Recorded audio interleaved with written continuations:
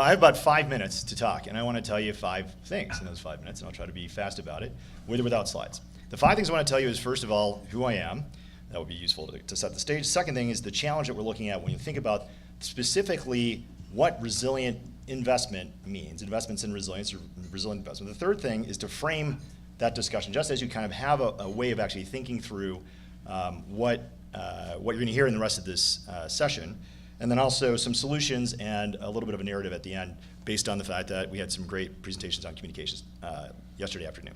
So very quickly, I am the chair of something called the Global Adaptation and Resilience Investment Working Group, which is a working group that we started and launched together with the UN Secretary General at COP21 in Paris to pull together investors and also other stakeholders like governments, entrepreneurs, climate experts, other socially minded folks and environmental experts to start focusing for the first time on the intersection of investment and the problem of adaptation and resilience. So we've heard lots of issues around how adaptation is required and what resilient needs are out there, but there's been very little focus on how to make that investable opportunity. So we try to launch a working group that Amy and others in this room have been great participants in. We produced some information about it, and happy to talk to you about that later.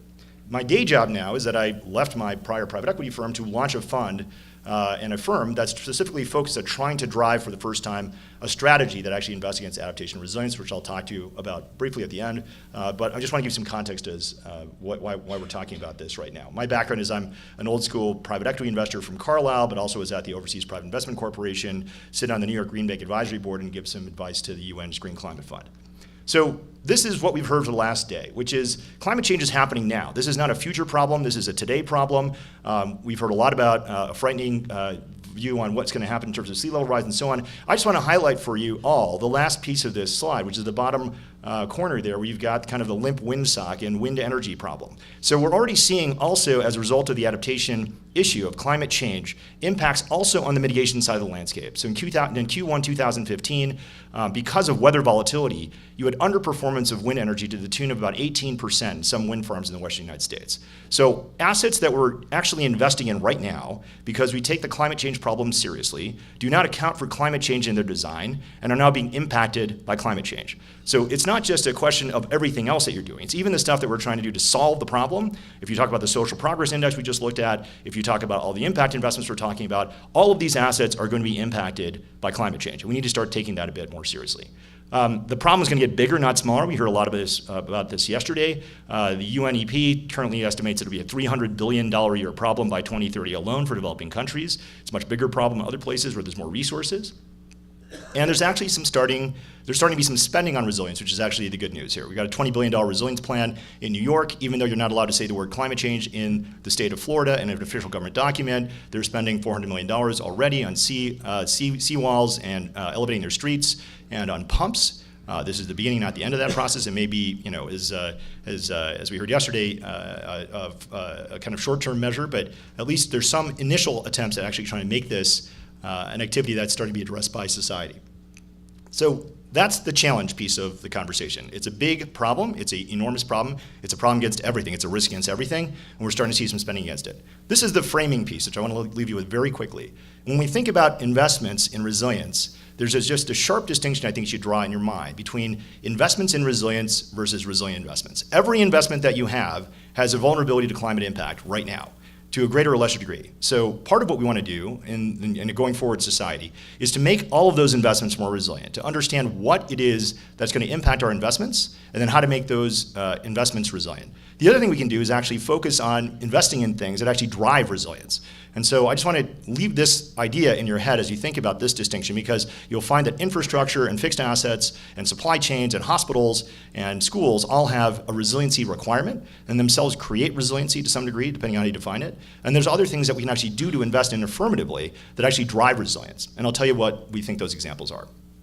So for example, there's a couple of different specific things that you could do, like invest in companies at this stage that actually create either intelligence and data and analytics, like we heard from Paul yesterday, that help us understand how weather volatility, how climate change will start to impact assets that we have right now, societies, lifestyles, and so on. And if we invest money and capital into those types of platforms, we can actually start to incorporate climate change impact into those assumptions and hopefully start to build solutions.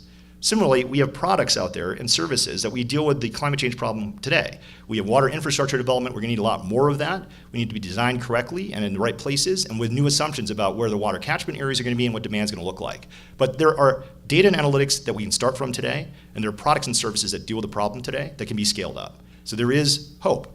The second piece of this is we've already mapped about 400 companies through the working group process that fit in these categories. So as you think about how you actually start to address this problem, there are affirmative things you can do to invest in that can scale up the maps and data and analytics to address the problem, to assess the problem, and the products and services and solutions that can actually address the problem. This is not a new approach. We've done this before many times. At the beginning of the wind energy universe, there was no such thing as wind forecast software. We developed that over the last 10 to 15 years.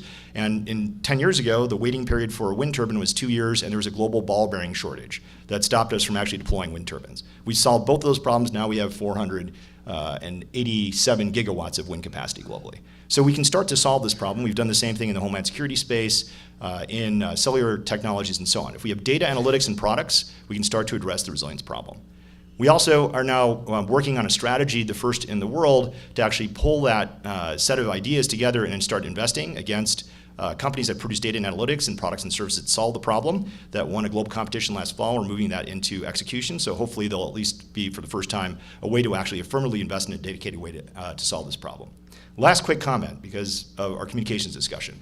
Just remember, climate risk is not aliens landing on the Earth risk, right? So X-Files is a great show. We don't have to wander around for several seasons trying to figure out what is happening out there.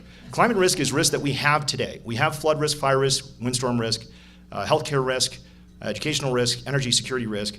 All those will be compounded by climate risk. But we have ways of addressing those things right now. We have analytics and data that tell us how those risks exist in the past, and we can update those to look at those risks in the future. We have products and services that solve those problems, and we have ways of actually addressing that and changing and updating those processes to solve the problems going forward.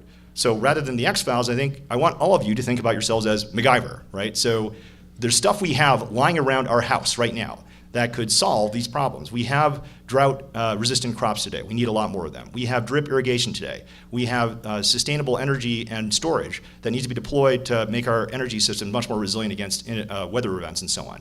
We have these processes. Now we need help to scale the solutions. We need all of you to be engaged, and we need better ideas so that we can end up with a MacGyver-like ending to this episode as opposed to wandering around looking for the cigarette-smoking man. I think I've been under my 5-minute limit.